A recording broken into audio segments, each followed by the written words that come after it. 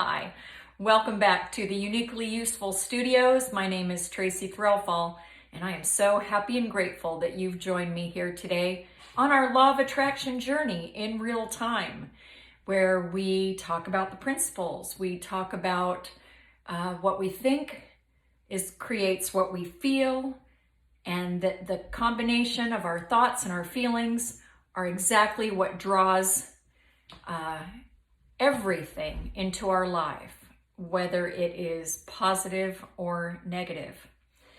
And I think at some level we all know that that's true. Who among us hasn't had an experience where we thought about somebody that we really wanted to see, or we thought about them, it created a strong emotion within us, and then that person called or they showed up someplace where we normally go? Maybe we got that job that we wanted by thinking about it, having that good feeling, and maybe we didn't get it. And maybe because we were having thoughts that I'm not going to get it, I'm not good enough. Boy, it is a big pill to swallow when we realize that we have attracted everything into our experience through our connection to source energy, our thoughts about ourselves and the world around us. And so, for me, I have been in this meditative, contemplative state where I have looked back over my life and seen where I have attracted what I wanted and attracted what I didn't want. And when the law of attraction was working for me and when it wasn't. And when I was attracting things that I didn't want, what I could trace it back to is a lack of forgiveness. As I've mentioned in previous videos, I'm currently going through Pam Grout's book, A Course in Miracles, Experiment, a starter kit for rewiring your mind. And she talks over and over and over about forgiveness of others and forgiveness of self. And, I would posit that a lot of us have difficulty in forgiving ourselves because of our focus on the other and what they did and the harm that created. The thing about negative emotion is that and we've talked about this before as well, that it's a drug. We think about somebody that we loved that harmed us, or somebody that we quote unquote hated who harmed us.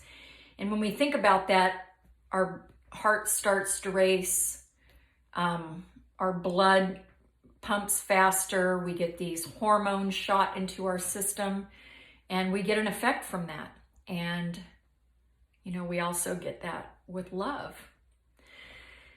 But I don't know about you, but the low road has always been way easier for me. I don't know why that is, but I do know that there have been areas over and over in my life where I would think about something that I thought I had healed from and could absolutely see where I hadn't, and that I would keep circling back around to it. And especially, in relationships with our parents, our siblings, friends or ex-lovers from a long time ago.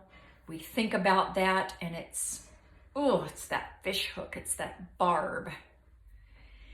And one of my nearest and dearests, Edie Cartwright, who has since passed into non-physical form, used to say, profanity alert, those that f***ed us are not going to come back and un-f*** us. But we continue circling that path in our mind, thinking somehow we can have a different result if we think about it hard enough. And what we do by that constant thought of harm and that constant thought of betrayal or anything having to do with anything like that, and it creates that feeling, we continually attract these same types of events into our life. And it's not until we let go, it's not until we forgive that we're set free from that.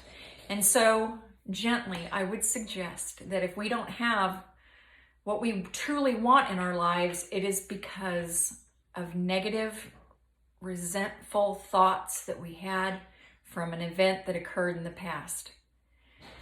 And you know, it's never hard to identify the harms others have done to us. I would suggest, and my friends in the recovery community will recognize this, making a list. Starting with our nearest and dearests and working our way back of everybody that harmed us. 1 page in a notebook for each one. And then making a list of all of the harms that they did us. Because one of the benefits of that is it gets it out of our head and onto the paper.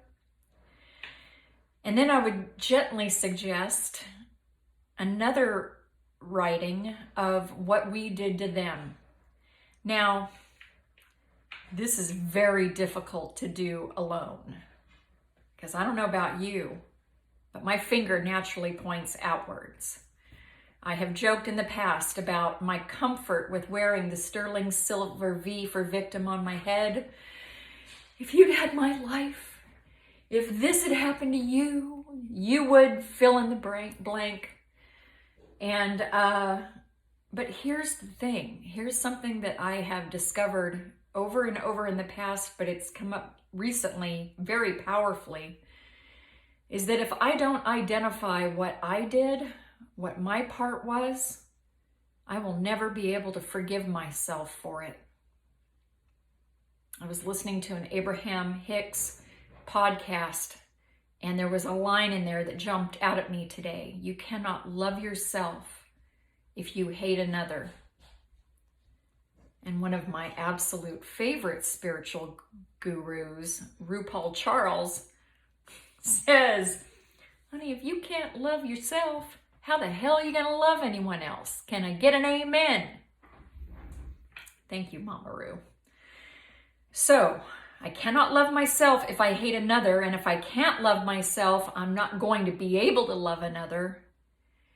And so somehow I have to figure out my way out of the trap. And so gently again, I would suggest writing down those names, writing down what they did, short, simple sentences like you're explaining to a small child. And then what you did to them. Because as we go through this video series, we are going to do a practical forgiveness exercise where we are going to practice forgiveness for these harms and thereby clearing the channel so that we can create and attract the life that we really, really, really want. And in my gratitude practice today with my friends, we talked about resentment being the blood in the water. That even the smallest grudge, a drop of blood, spreads within our psyche and it contaminates our point of attraction, and that forgiveness is the filtration system. And my plumbing family, I know we'll get that reference. And yeah, that's what clears the channel, and that's what opens us up to love and to abundance, to manifesting what we really want. And just brief positive update, I got checks in the mail this week. One was for like $1.39, but it was a check in the mail. I am now under my low pre-baby weight. When I had my son Frank, I weighed, at full term, I was 163 pounds. And today I weighed and I was 162.5. Some of you may remember it was one of my things, one of my point of attractions was to attract my perfect goal weight at 145. And then this beautiful woman came into my life and shared with me about intermittent fasting. That's a whole nother video. But it's working. I'm down 35 pounds. I feel lighter, I feel freer, and I haven't had to give up anything that I love as long as I have it after 4 o'clock and drink water and black coffee throughout the day. So that's where we're at. And I want to thank you again for joining me. It is so important and meaningful to me. If even one of you listens to this and it's helpful in any way, then my work here is done for today. I am so grateful for you and this journey, and share your success stories with me. Reach out at uniquelyuseful at Tracy. Bleh. I'm not refilming this. Uniquelyuseful with Tracy T at gmail.com. Or you can message me here on Facebook or YouTube or any way you can find me. Thanks so much and have a wonderful day, and I'll see you next time.